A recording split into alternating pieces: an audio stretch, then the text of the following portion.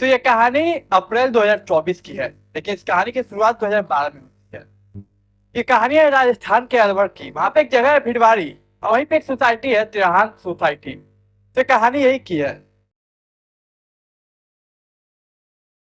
तो कहानी की शुरुआत 2012 में होती है, लेकिन खत्म 2024 में होती है। तो देखिए, इसी सोसाइटी में रहने वाला एक शख्स, एक लड़का होता है जिसका नाम निशांत पांडे होता है। निशांत पांडे उस समय सोसाइटी में आया था। इसके बाद वो सोशल मीडिया, उस समय का सोशल मीडिया का जमाना थोड़ा मतलब फ्लो में था। फ्लो में थे कि जिसको भी पता होता था फेसबुक के बारे में, इंस्टाग्राम के बारे में, तो सभी लोग उस पर जाके इस्तेमाल करना चाहते थे, देखना चाहते थे कि क्या है। इसी बीच निशांत भी अपना एक फेसबुक अकाउंट 2012 में बनाता है। फेसबुक पे अकाउंट बनाता है, वहां पे फिर अपने तमाम जो नए लोग थे उनसे कांटेक्ट करने की कोशिश करता है, बात करने की कोशिश करता है। उस समय जो छल कपट था, कह सकते हैं स्कैम जिसे कहते हैं, वो उस समय बहुत कम हुआ करता था। क्योंकि वो एक शुरू का एरा था सोशल मीडिया का। तो निशान से यूं ही एक लड़की को रिक्वेस्ट भेजता है जिसका नाम होता है आकांक्षा। आकांक्षा को भेजता है, वो एक्सेप्ट कर लेती है। अब आकांक्षा और निशांत की जो बातें होती है वो शुरू होती है। अब निशांत धीरे धीरे उसकी फोटो वीडियो सभी लाइक करने लगता है और कमेंट करने लगता है। फिर पर्सनल बातें होती है और ये बातें दोस्ती में तब्दील हो जाती है। अब देखिए, 2012 की कहानी है, तो उस समय सोशल मीडिया पे जो भी लोग होते थे जानते नहीं थे कि यहाँ पे कुछ गलत भी हो सकता है। सामने वाला इंसान गलत भी हो सकता है, सही हो सकता है। कोई जानता नहीं था इस बारे में, कोई अवेयर नहीं था। तो आकांक्षा और इन लोग की दोस्ती अच्छी से हो जाती है, और देखते ही देखते अब वो लोग बातें करने लगते हैं और चैटिंग करने लगते हैं। और देखते देखते उन लोगों को प्यार हो जाता है। और देखिए, प्यार होता है, फिर ये लोग अपने चैटिंग करते हैं। लेकिन आकांक्षा के घर वालों को, आकांक्षा को उसके घर वालों से प्रॉब्लम थी अपने। इसी वजह से वो नंबर एक्सचेंज नहीं कर पाती थी। नंबर एक्सचेंज में तो घर वालों से प्रॉब्लम कि घर वाले उस समय लड़का लड़का का ज्यादा बात नहीं होता था, लड़का लड़की का, इसलिए थोड़ा समस्या हो रही थी। तो और काफी समय तक उन्होंने चैटिंग पे बात किया। यहाँ सालों के साल गुजरते गए, उन लोगों का प्यार हुआ, फेसबुक पे ही इजहार हुआ। लेकिन फिर भी ये लोग चैटिंग करते थे। फिर एक दो साल गुजरा तो एक नया फीचर आया, लाइव ग्रुप का आया था उस समय। वीडियो का या वीडियो कॉलिंग इस टाइप का फीचर आया।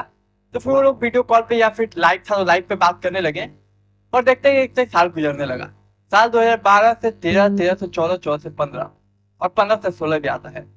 इन लोगों का प्यार काफी हद तक बढ़ चुका था। ये लोग अभी तक चैटिंग पे ही थे, ना नंबर एक्सचेंज हुआ था और ना ही कुछ और।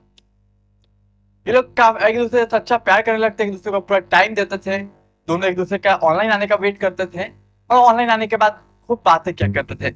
एक छोटी से छोटी और बड़ी से बड़ी बातें शेयर क्या करते थे। दुख हो सुख हो, उसने क्या किया, इसने क्या किया, सभी बातें। और ये प्यार लगभग चैटिंग पे फेसबुक पे 4 सालों तक, 2016 तक चला। 2016 में चैटिंग जब चला, उसके बाद एक सिम आया जियो, जिसने रिचार्ज के मतलब कह सकते हैं कि इस मोबाइल के सिम के दुनिया में रेगुलेशन लाया, इतिहास रचा, और प्लान को काफी कम कीमत में लॉन्च किया, जिसमें अनलिमिटेड डाटा थे, अनलिमिटेड कॉलिंग थी। ये जियो आने के बाद अब 4 साल चैटिंग हो रही है, प्यार एक मोहब्बत सब इजहार हो चुका है, बातें हो रही है। तो 4 साल बाद ये लोग अपना नंबर एक्सचेंज करते हैं और फिर कॉलिंग पे बात स्टार्ट होती है। देखते देखते 2016 में फिर ये लोग डिसाइड करते हैं कि अब हमें शादी करनी चाहिए। और ये शादी करने के लिए अपने घर वालों से बात करते हैं, निशांत अपने घर वालों से और आकांक्षा अपने घर वालों से। और ये दोनों बात करते हैं, इधर आकांक्षा के घर वाले मान जाते हैं, उधर निशांत के घर वाले मान जाते हैं। क्योंकि जब घर वालों को पता चलता है ये लोग 4 साल से एक दूसरे के साथ रिलेशन में है सोशल मीडिया के ऑनलाइन, और ये लोग एक दूसरे को धोखा नहीं दे रहे, इसलिए ये लोग मान जाते हैं और कहते हैं कि लोग हमें तक खुश रहेंगे। तो इन लोगों की धूमधाम से सुसाइड सॉरी शादी होती है। इसके बाद साल आता है 2016, 2016 में शादी हो जाती है। इसके बाद वो लोग तिहान सोसाइटी में वो लोग आ जाते हैं, 10th फ्लोर में वो लोग रहते थे। अब देखते हैं कि लोगों का प्यार होता है, प्यार बढ़ता है, प्यार करते हैं, तो शादी हो चुकी है, सब चीज अच्छा चलता है। लेकिन निषाद के सर पे कुछ जिम्मेदारियां भी थी, क्योंकि कमाना भी होता है जीवन में, उसके बिना तो पेट नहीं चलता है। तो निशांत अपना घर छोड़ के गुड़गांव जाने का फैसला लेता है जॉब करने के लिए। अब गुड़गांव हो जाता है जॉब करने निशांत। लेकिन देखिए, इसी बीच ऐसा नहीं कि वो बात करना कम करता है, बंद करता है, बिल्कुल नहीं। वो अपनी बीवी यानी कि आकांक्षा से बातें करता है। या आकांक्षा के मायके वाले भी खुद कि मेरी बेटी बहुत अच्छे लड़के घर में गई है। क्योंकि अब मायके वाले भी बात करते थे इंसान से, गुड़गांव में था तो बीवी भी बात करती थी, हमेशा अक्सर बातें होती रहती थी। अब इधर निशान तो गुड़गांव से आ चुका है काम करने, या बीच बीच में कभी कभी आता भी था, मिलता भी था, रहता भी था, और प्यार बांट के फिर वापस चला जाता था। यूं ही देखते देखते साल आता, साल 2020। इन लोगों की एक प्यारी सी बच्ची होती है। बच्ची का नाम ये लोग नव्या रखते हैं। अब ये प्यारी बच्ची जिसका नाम नव्या 2020 में होती है, और फिर समय गुजरता है, ये हमेशा अपने काम से आता है, जाता है, मिलता है, और हमेशा यही चलता है। और इसी बीच होता क्या, साल आता है 2024। निव्या 4 साल की हो चुकी है। और अब होता क्या है कि जो इसके परिवार वाले थे आकांक्षा के, इसके एक बहन थी जो मतलब काफी क्लोज थी अपनी आकांक्षा की। एक रोज वो कॉल करते आकांक्षा को, लेकिन आकांक्षा को कॉल लगता नहीं है। अप्रैल 2024। अब मुझे चिंता सताती है, कॉल लग नहीं रहा, बात हो नहीं पाया, कांटेक्ट नहीं हो पाता परिवार वाला का आकांक्षा से। तो वो लोग कॉल करते हैं निशांत को, आकांक्षा की बहन कॉल करती है। वो बताता है कि वो बताता है कि अभी वो हरिद्वार गई हुई है, वो आ जाएगी तो फिर बात हो जाएगी। तो बोलते ठीक है। अब कुछ दिन बीतते हैं तो कॉल नहीं आता, फिर वो कॉल उठाते हैं। मेन बात है कि ना वो फोन उठाई थी, ना सोशल मीडिया पे एक्टिव आई थी। तो वो अचानक गई कहाँ, वो भी अकेले, और 4 साल की बेटी नव्या भी थी। वो फिर 1 हफ्ते बाद कॉल करते कि बात नहीं हो पा रही बहन से, और ना उसकी बेटी से। तो बताइए, तो बोले कि वो हरिद्वार गई है, आ जाएगी। लेकिन देखते देखते समय गुजरता है, और काफी दिन गुजर जाते हैं।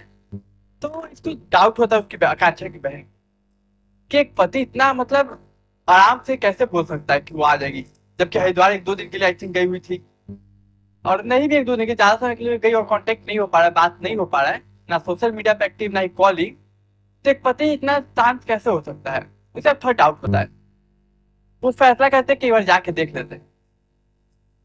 तो फैसला करके 23 या 24 अप्रैल के बीच की बात है, 23 या 24 अप्रैल 2024 की, वो पहुंच जाते हैं उस वही रिहान सोसाइटी के 10th फ्लोर पे, जहाँ पे वो लोग रहते थे। पहुंचते हैं तो वो देख के सामने शॉक हो जाते हैं, सामने ताला लगा होता है गेट पे। और शॉक तब होती है जब पता चलता है कि वो लोग लगभग 1-1.5 महीनों से वहां पे ताला ही लगा हुआ है। लेकिन अब सोचने वाली बात ये कि अगर 1-1.5 महीने से ताला लगा है, तो ये झूठ क्यों बोल रहा था उसका पति निशान। ये बिना सोचे समझे डायरेक्ट पुलिस को कॉल करती है, और पुलिस से कंसल्ट करती है, और अपनी बहन के बारे में बताती है। तो देखिए, जब ये सभी बातें पुलिस सुनती है, तो इनके मन में ख्याल आता है कि चलो एक बार ये जो फ्लैट है उसी खोल के देख लेते हैं। तो पुलिस उस फ्लैट के दरवाजे को खोलती है ताला तोड़ के। तो सामने जाते हैं तो कुछ बदबू मारती है। बदबू इतना आता है कि मतलब बहुत गंदा बदबू था। तो पुलिस को कुछ डाउट होता है, और सभी के मन में कहीं ना कहीं कुछ डर होता है। अब इसके बाद पुलिस सबसे पहले बदबू को ट्रैक करके मतलब देखते है कहाँ से आ रहा है, और वो इतनी तरह पहुंच जाती है बाथरूम। बाथरूम में सामने 2 लाश दिखती है, और 2 लाश दिखती है, पुलिस शॉक। और वो 2 लाश होती है आकांक्षा और निव्या की।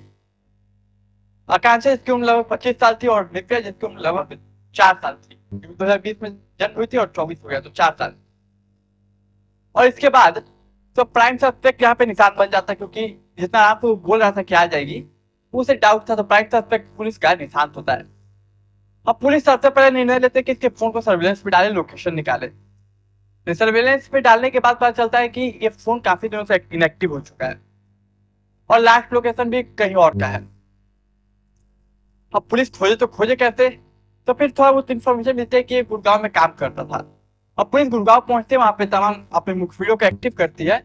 वहां से इन्फॉर्मेशन जो मिलती है वो ये मिलती है कि निशांत गुड़गांव की इस जगह पे रहता है। वो जगह का नाम बताया जाता है। लेकिन देखिए, एक चीज और पता चलता है कि जो निशान है उसकी एक बीवी के साथ हो रहता है अपना।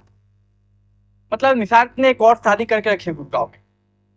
और पुलिस वाले और ये आकांक्षा की बहन दोनों शॉक कि बीवी तो यहाँ थी, आकांक्षा उसकी बीवी, और उसकी बेटी निव्या थी, फिर ये गुड़गांव में शादी किसके साथ कर लिया। फिर पुलिस वहां पे जाते तो पता चलता है कि वो बिहार के जिला सिवान, वहां पे वो है। अब पुलिस बिहार पहुंचती है, बिहार के जिला सिवान पहुंचती है, वहां पे अपने मुखबिर को एक्टिव करती है, और काफी मशक्कत के बाद वो पकड़ा जाता है निशान। फिर पुलिस अरेस्ट करके अपने वहीं ले आते हैं अपने थाने, और पूछताछ करती है। पुलिस को भी आइडिया था कि इतने आसानी से मुंह नहीं खोलेगा, लेकिन फिर भी पुलिस प्यार से पूछती है। फिर वही अपने पुराने हर अपराधी की तरह वो टाल मटोल करता है, और बातों को घुमाने का कोशिश करता है। लेकिन देखिए, समय पुलिस अपने अंदाज में जब पूछती है तो अच्छो अच्छो का मुंह खुल जाता है। तब पुलिस अपने पुलिस अंदाज में पूछती है, और वो टूट जाता है। और तब समझ में आता है कि आखिर हुआ क्या है। तो ये बताता है 10 साल पहले की बात है। बात कुछ ऐसे है कि इन लोग अब मियाँ बीवी थे, तो घर की जो लड़ाई झगड़े होते वो आम झगड़े होते हैं। तो बीच बीच में कभी रिश्तों में खटास हो गई थी थोड़ी बहुत, और ये लोग में लड़ाई बीच बीच में होते रहती थी। लेकिन जब गुड़गांव में ये आया सिर्फ अपने काम को लेके, तो वहां उसकी मुलाकात एक लड़की से होती है, निशांत की। देखते देखते उस लड़की से दोस्ती हो जाती है। लड़की से दोस्ती होती है, लेकिन वो एक बात छुपाता है कि मेरी शादी मैं वो एक बात छुपाता है कि मैं शादीशुदा हूँ और मेरी बीवी आकांक्षा है। ये बात को छुपाए रखता है उस लड़की से, और लड़की को देखते देखते इस लड़के से प्यार, और लड़का को लड़के से, मतलब कि निशांत को उस लड़के से प्यार हो जाता है। और फिर ये लोग शादी करने का फैसला लेते हैं, और ये निशांत बिना बताए शादी कर लेता है। लेकिन ये बात ज्यादा दिन तक छुप नहीं पाती, ये बात पता चल जाती है चल आकांक्षा को। अब आकांक्षा, देखिए आकांक्षा को पता चल जाती है ये बात। आकांक्षा उसे धमकी देती है कि देखो उस लड़की को छोड़ो और तुम उसे से डाइवोर्स लेके मेरे पास आओ रहने, नहीं तो मैं केस में कोर्ट में केस कर दूंगी। अब निशांत सोचता है कि अब इसे मैं छोड़ नहीं सकता। फिर वही आता है, वो वापस आता है अपने वही तिहान सोसाइटी में, और 10th फ्लोर पे अपने घर पे जाता है, और जानबूझ के वो लड़ाई करता है। वो लड़ाई करते करते उसका गला दबा देता है, वो वहीं पे मर जाती है। अब 25-4 साल की निव्या, उसके साथ क्या किया जाए। सोचा कि ये बेटी रहेगी तो इसका मतलब मुझे पालना पड़ेगा, पोसना पड़ेगा, फिर तमाम सवाल होंगे, और कहीं बड़े हो के बेटी ये ना पूछे कि मेरी माँ कौन है, असली माँ कौन है। कहीं बड़ा हो तो मुसीबत ना बन जाए, इसलिए इस मुसीबत को अभी खत्म कर देते हैं। और इसलिए ये निव्या और आकांक्षा को मार देता है। तो देखिए, यही थी हमारी अच्छी कहानी। उम्मीद करता हूँ आपको कहानी पसंद आई। पसंद आई तो चैनल को सब्सक्राइब, वीडियो को लाइक, दोस्त रिश्तेदार के साथ शेयर कीजिए। मैं मिलूंगा एक नई कहानी में, तब तक के लिए मुझे दीजिए इजाजत।